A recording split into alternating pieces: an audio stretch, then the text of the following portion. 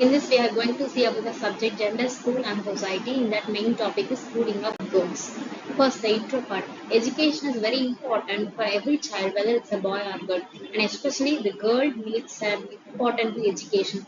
Girls' education is needed for her. Without education, the girls of the country we can't hope for a developed nation.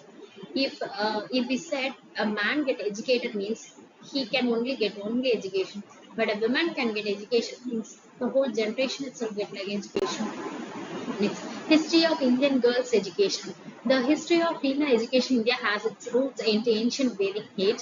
Women employment and education was acknowledged in 1854 by East India Company.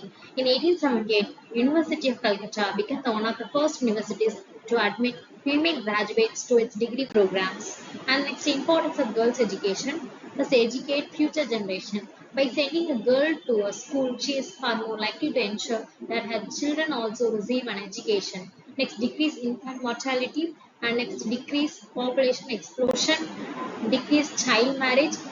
The child marriage is always one of the worst thing that's happening nowadays. The schooling girls at all get marriages, so at the time the education is lagging. Next, increase involvement in political awareness. Educate women are most likely to participate in political discussion, meetings, and decision making, which in turn promotes a more representative and effective government.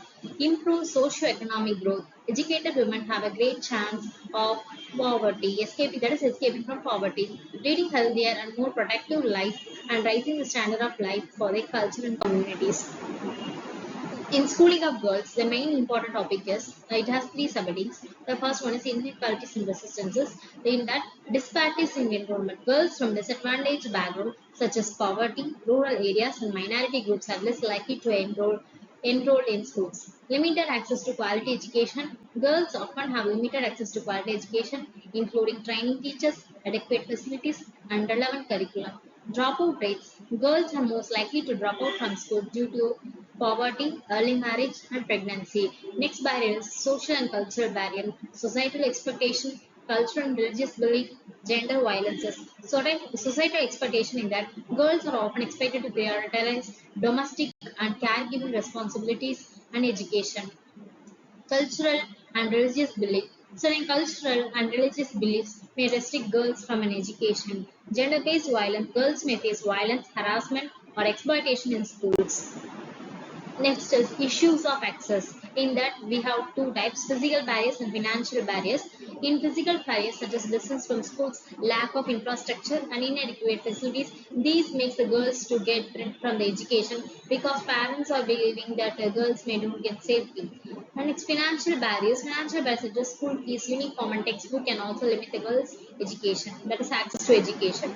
Social barriers. Social barriers such as early marriage, pregnancy, and domestic responsibilities can also limit girls' access to education. Retention and exclusion. In that, dropout rates, exclusion from education, addressing exclusion. In dropout rates, girls are most likely to drop out from schools than boys, with factors such as early marriage, pregnancy, and domestic responsibilities. Exclusion from education. Girls are excluded from education for a variety of reasons, including disability, poverty, and social status. Addressing exclusion. Addressing exclusion requires a multi-phased approaches that tackle the root cause of exclusion, involving implementing policy and programs that promotes girls' education. So these are some of the barriers I'm going to discuss that we have discussed earlier. First one is empowering girls. Empowering girls is critical to breaking down barriers to education. This can involve providing girls with the skills, knowledge, and support they need to succeed in school. Community-based initiatives. We can give many community-based activities like giving many programs, workshops, local communities, and educate the girls. And policy and legislative frameworks. Policy and legislative frameworks we also play a critical role in breaking down the barriers to education. These frameworks can involve implementing policies and laws that promote girls' education. So, conclusion: schooling of girls is a fundamental right that is essential for promoting a gender equality, reducing poverty, and improving health outcomes. Despite significant progress in recent decades, girls continue to face numerous barriers to education. By empowering girls, promoting community based initiatives, and implementing policies and legislative frameworks, we can break down the barriers to educate and propagate girls' education and empowerment. Thank you.